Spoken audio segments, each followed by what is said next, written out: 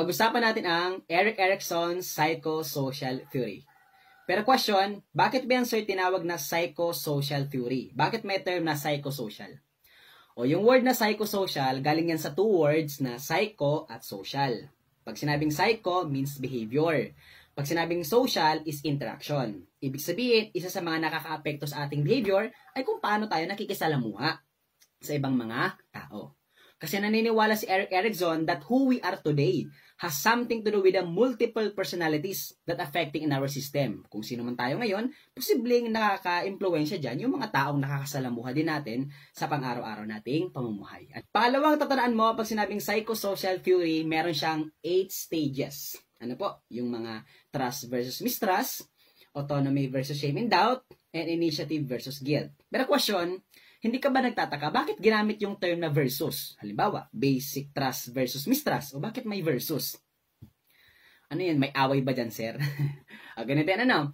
Ginamit yung term na versus kasi naniniwala si Erik Erikson na bawat stage ng ating buhay merong conflict, merong problema. O since problema siya, kailangan yung every stage na yon malagpasan natin, masolusyonan natin. Pag nasolusyonan natin, nalagpasan natin, makaka-apekto yun sa behavior natin, mas magiging maganda ang ating behavior. Pero kapag hindi natin na-resolve ang conflict na yun, makaka-apekto din yun sa behavior natin. Pangatlong tatandaan mo, pag sinabing psychosocial theory, isipin mo na lang na para siyang video game. Ano po? O diba ang video game, may mga levels yan, tama? Habang tumataas ang level, ang video game, yung nilalaro mo, mas humihirap. Tama? O ganun din naman ang buhay. Diba? So, habang tumatanda ka, mas grabe mga pagsubok. So, ang bawat stage ng ating buhay, magmula ng baby ka, nag-teenager ka, tumanda ka, may mga problema ka. At bawat stage na yon kailangan nating malagpasan. Kasi pag nalagpasan natin, mas magiging matatag ang ating personality. Ano po? Kaya lang pag hindi natin na-resolve yung mga conflict na yon, makaka-apekto rin yon sa ating behavior.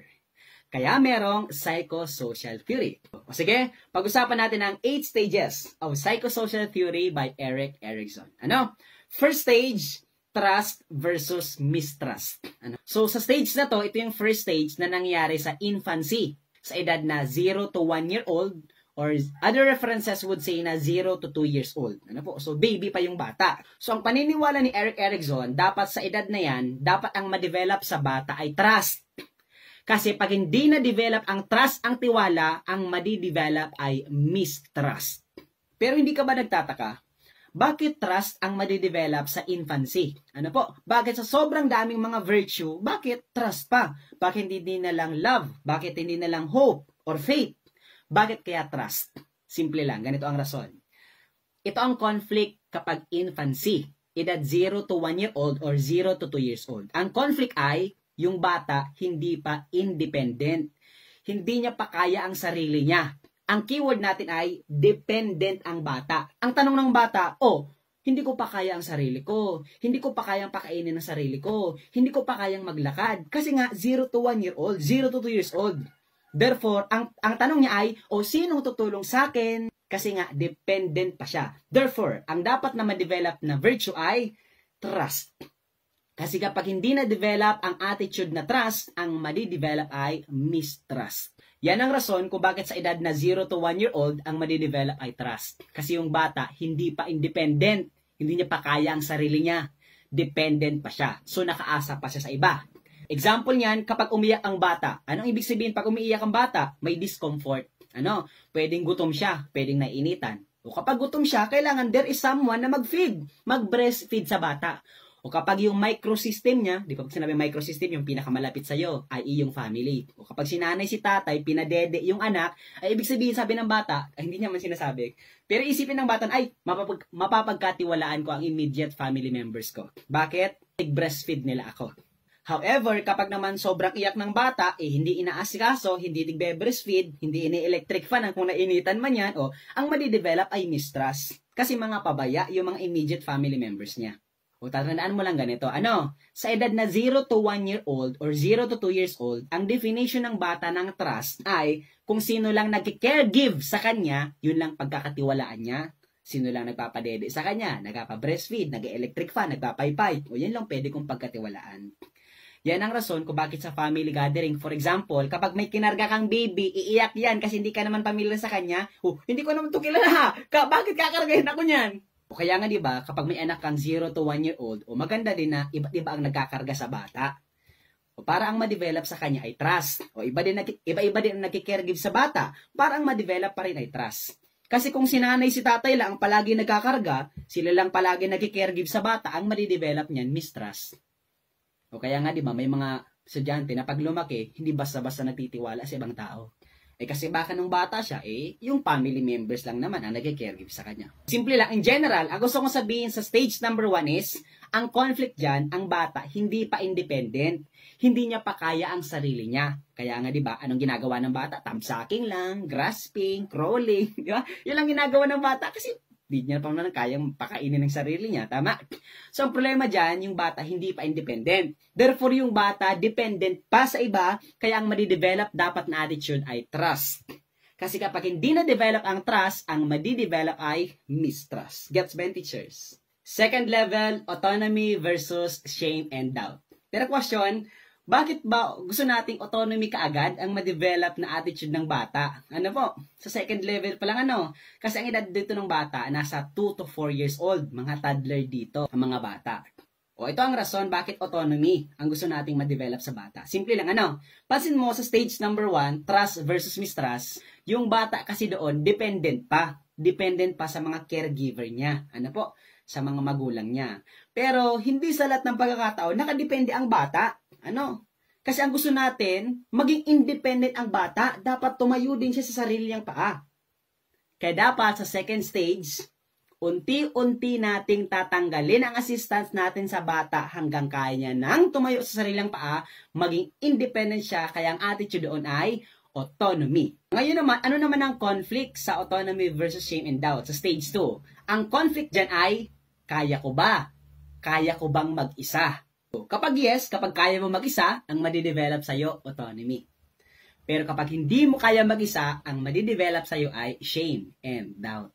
May duda ka ngayon sa sarili mo. O ganito basta sa board exam, may nakita kang toilet training. Automatic, stage number 2 yan, autonomy versus shame and doubt.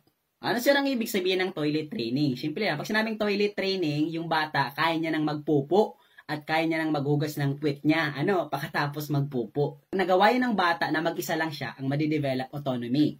Pag di niya nagawa, ang madidevelop shame and doubt. O ganito tama po. Edad pa lang na 2 to 4 years old ang bata, dapat toilet training na. Tinitrain mo na magbanyo siya mag-isa lang. Ganito po yan, Sa stage number 1 kasi, yung toilet training, syempre, dahil may caregiver, o yung mga magulang ang naghuhugas ng puwet ng bata, pag tumatay siya, sorry sa mga kumakain dyan.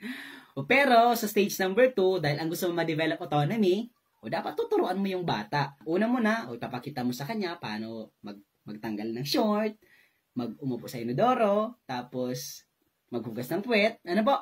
So tuturuan mo muna siya, scaffolding. Pero unti-unti mong tatanggalin ang assistance sa bata hanggang mawala ka sa picture.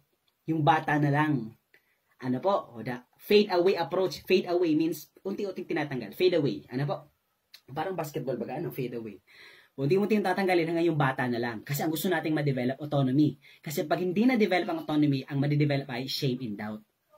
May duda siya na baka hindi ko kaya, kaya palagi pa rin siyang nakaasa dun sa magulang niya.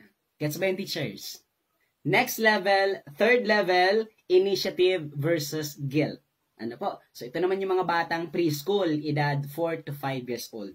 Pero question, bakit ba kapag preschool lang bata, ang gusto nating ma-develop ay initiative?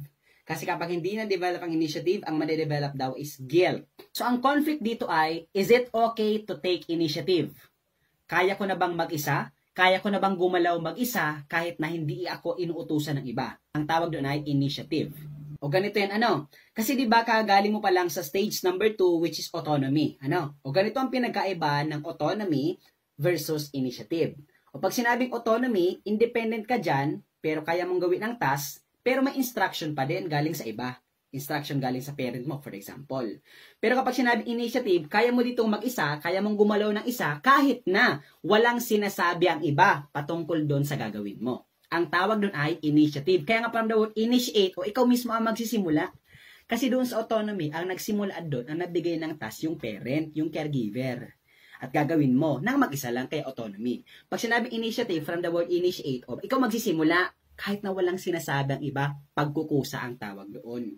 Kasi pag hindi na-develop ang initiative, ang madidevelop is guilt. Pag sinabi natin guilt, ito yung, ay, hindi ako dyan gagalaw, wala man sinabi si teacher eh. Baka ako pasisihin dyan, ay, di ako dyan gagalaw, wala man sinabi si mami. Baka pagdating niya, pagalitan pa ako dyan eh. O ang tawag doon, feeling of guilty. Na kapag may nangyaring mali, baka siya pa ang sisihin, kaya di na lang siya gagalaw, di siya magkukusa. Pero kapag sinabi initiative, o take ownership, ano po? So, kahit na walang nagsasabi, kagalaw ka pa rin. Ang tawag doon ay initiative. Ang kabaliktaran niyan, guilt. Feeling mo ikaw magkasalanan kasi ikaw nagsimula. O kaya nga 'di ba sa classroom, o kapag tinanong ni teacher, okay, sino sa group number 1 ang leader? O ma'am, ako magiging leader dito. O ang na-develop sa bata, initiative. O siya na magkukusa maging leader. O pero 'di ba minsan may mga groupings din na, o sino ang leader sa group number 2? O walang nag-aansap, walang gusto maging leader kasi ang na-develop naman sa mga bata, guilt. Ano po? Guilt. O ayaw nila maging leader kasi baka pag bumagsak sila sa group output, baka sila pang sisihin, ano? Di ba yung mga ganyan, nagtuturoan, ikaw na mag-leader. Kasi baka sisihin pa ako dyan pag nagkamali tayo eh. So, ibig sabihin, ang attitude na initiative ay dapat magsimula pa lang sa preschool ng mga bata. Next one, fourth stage or fourth level, industry versus inferiority. Ano po? Or mas kilala tinatawag na school stage. Kasi ito yung mga bata na sa school. Ano po? Edad 6 to 12 years old. Ganito ha, dahil nasa school ang bata, so ang dapat na ma-develop sa kanya ay industry. Pag sinabing industry means competent or competence, ibig sabihin magaling ka. Kaya nga 'di ba, makakapasok ka lang sa industriya pag magaling ka, competent ka. So ibig sabihin kapag nasa school ang bata, dahil school stage, ang prime responsibility ng bata ay matuto. Kasi kapag natuto siya, magiging magaling siya. Ano po? Yan ang prime responsibility niya. Ano po? Competence, industry. Kasi kapag hindi na-develop ang industry, ang madidevelop ay inferiority. Ibig sabihin, kapag hindi ka natuto sa eskwelahan, o di ibig sabihin, you might feel inferior. Na baka mahuli ka sa mga klase mo, less ka sa mga klase mo, kasi hindi ka nakakasabay sa mga pinag-uusapan nila, hindi ka nakakasagot sa mga tanong ni teacher, yun po ang kabaliktaran yan. So gusto ko sabihin, simple lang. Dahil school stage siya, ang prime responsibility ng bata kapag nasa school ay matuto. Kasi kapag natuto siya, competent siya, magaling siya. Ano po? So, ang tawag doon industry, kaya makakapasok ka lang sa industriya, for example, kapag magaling ka. Kasi kapag hindi ka naging magaling, ang kabaliktaran nun, you might feel inferior. Ano po? Isa pang attitude na dapat ma-develop ng bata is friends. Ano po? Friendship. Dahil nasa school siya, dapat may mga friends siya. Kaya nga, di ba, sa industriya, maraming tao, o dapat marami kang connections. Kasi kapag hindi na-develop ang friendship, you might feel inferior again, yung palagi kang mag-isa, kasi wala kang group of friends. Fifth stage, identity versus role confusion. Ito naman, teenager ang bata. Ano po? So, edad 12 to 18 years old. O dito, ang conflict naman ng bata ay, who am I? Sino ako? Sino ako dito sa mundo? Ano po? So, dapat yung bata, mahanap niya kung sino siya, yung identity niya. Makilala niya mismo yung sarili niya. Ano po? So, dapat ang ma-develop dyan ay strong identity. Kasi kapag hindi na-develop ang strong identity, ang ma-develop dyan ay role confusion. Example ito ay sa LGBTQ community. Ano? Okay lang po gamitin ko example yung sa LGBT. Ano? Example, high school pa lang, di ba? So, others would feel na parang may something na iba sa akin. Ano? Yung parang kina-question mo yung identity mo. Ano po? So, parang lalaki ka, pero yung mga group of friends mo is babae. And in return naman, yung mga babae naman minsan, ang group of friends niya is lalaki. So, parang may role confusion. Ano po? And parang minsan, hindi ka makaamin sa pamilya mo, kay papa mo, kay mama mo. Kasi baka pag umamin kang gay ka, for example, baka pagalitan ka. Ano po? Kaya kasi tinawag na psychosocial. Kasi nakaka-apekto yung, for example, yung microsystem mo, yung family mo, para ma-develop yung identity mo. Kasi minsan ako-confuse ka, ano ba? Dapat ba ako maging lalaki? Or i-pursue ko ba, for example, maging gay ako? Kasi baka pagalitan ako ng tatay ko, for example. Kaya isa ito sa mga pinakamahirap na conflict sa buhay natin. Ano? Yung kilalanin mismo yung sarili natin. Kasi marami tayong mga kailangang i-consider, di ba po, sa iba't ibang mga tao yung perspective nila about ourselves. Ano po? Pero just be you. Magpakatotoo ka lang sa sarili mo. Next level, number 6, intimacy versus isolation. So, mas kilala siya bilang relationship stage. So, nangyayari 18 to 40 years old. So, ang conflict mo dito is, can I establish relationship with others? Ano po, kaya kung lalaki ka, maghahanap ka ng babae, for example, na papakasalan mo. Ano po, dating to marriage stage. Ano po? Pero share ko lang sa inyo ha. So, based on science, ang pinaka-ideal stage of marriage to get married is 27 years old. Ano po? So, 27. So, yan ang pinakamagandang edad na makapag-asawa, ano? So, kasi sabi sa science, yan ang edad na almost ang aspect natin ready na. Biologically ready na tayo, mentally ready na tayo, physically ready na tayo. So, insana, pati financially, ready na din tayo. Ano? So, yun din yung pinaka-ideal na stage to get married. Ano ba? O kaya kung malapit ka ng 27, kagaya ko, kasi 26 na ako, ano po? So, ito na yung sign. Dapat maghanap ka na ng paasawahin mo, sana all. Kasi sabi ni Erik Erikson, kapag sa edad nito, 18 to 40 years old, hindi ka nakapaghanap ng partner, so you might feel isolation or you might feel isolated. So, baka daw tumanda kang binata or tumanda kang dalaga. Pero sa 7th level, dito ang tinatanong mo na is, am I contributing to the society? Kaya dito sa 7th level, this is generativity versus stagnation. So, ang question mo dyan is, nakakatulong ba ako sa sosyedad? Kaya dito, generativity, o from the word generate, o nag-generate ka ng income, ng trabaho, ng manpower, ng work, ng resources. O nakakatulong ka na ba sa bansa, for example. So yung generativity versus stagnation, dito talaga, ito yung pagtatrabaho mo. Ito yung pinakamalakas ka. Ano po? So dapat dito nag-generate ka ng income. O nakakatulong ka sa pamilya mo, nakakatulong ka din sa bansa. Kasi di ba may tax ka. Kasi pag hindi na-develop ang generativity, ang madidevelop ay stagnation. Pag sinabing stagnant, walang nangyayari, tambay lang, for example. So ito naman yung edad na 40 to 65 years old. Last level, number 8 stage is last level, integrity versus despair. Edad naman ito, mga senior citizen, 65 or 60 to 65 onwards. Dito ang conflict mo, ang tanong mo sa buhay mo ay, naging maganda ba ang buhay ko dito sa mundo? Kasi kapag yes, naging maganda, happy ka, masaya ka, ang madidevelop sa'yo integrity. Pero kapag hindi naging maganda, ang madidevelop sa'yo despair or nagsisisi ka. Example lang to ha, kapag yung mga matatanda, walang pera, galit yan palagi, Diba? Pero pag binigyan mo ng pera, ay, happy na yan. Magaya-gaya ang term sa Bicol. Maganda ng pakiramdam niya. Maganda ng buhay niya. So, kapag naging maganda yung buhay mo throughout your lifespan, ang madidevelop sa'yo, may integridad ka dito sa society. Respetado ka. Kaya lang, pag hindi na-develop yung integrity, ang madidevelop ay despair, pagsisisi. Kaya nga, nasa huli yung pagsisisi daw. Okay, sige. I-recap ko lang po yung mga sinabi ko. So, from the word psychosocial theory, psychosocial, so it means, ang ating behavior daw, ay na-impluwensyahan ng iba't ibang mga tao na kakasalamuha natin. So, pag sinabing psychosocial theory, meron siyang 8 stages. So, yung 8 stages na yon, sa bawat stage natin, merong conflict na dapat nating i-resolve. Pag na-resolve natin, na-solusyonan natin, so, ibig sabihin, makakatulong yon sa ating behavior para mas magiging maganda or matatag ang ating behavior. Kaya lang, pag hindi natin na-resolve, makaka-apekto pa rin yun sa ating behavior. So, isipin mo lang dyan na para siyang video game. Sa video game, habang tumataas yung level, mas sumihirap. Pero kapag nalagpasan mo yung mga levels na yun, mas magiging matatag ang personality mo. So, una dyan, trust versus mistrust. Bakit trust? Kasi dyan, ang problema ng bata, hindi niya pa kaya ang sarili niya.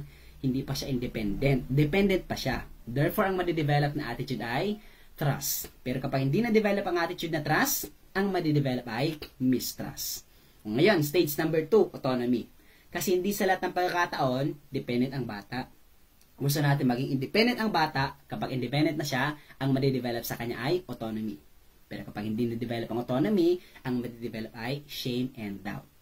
Next one, dahil kaya niya na mag-isa, next one, initiative versus guilt. Dahil mag-isa na ako, kaya ko na bang magkusa, kahit hindi ako sinasabihan ng iba. Kasi kapag hindi na-develop ang initiative, ang madidevelop ay guilt. Ay, hindi ako gagalaw kasi baka ako pa ang sisihin dyan. Feeling of guilty. Fourth level, industry versus inferiority. From the word industry, dapat yung bata maging competent, magaling.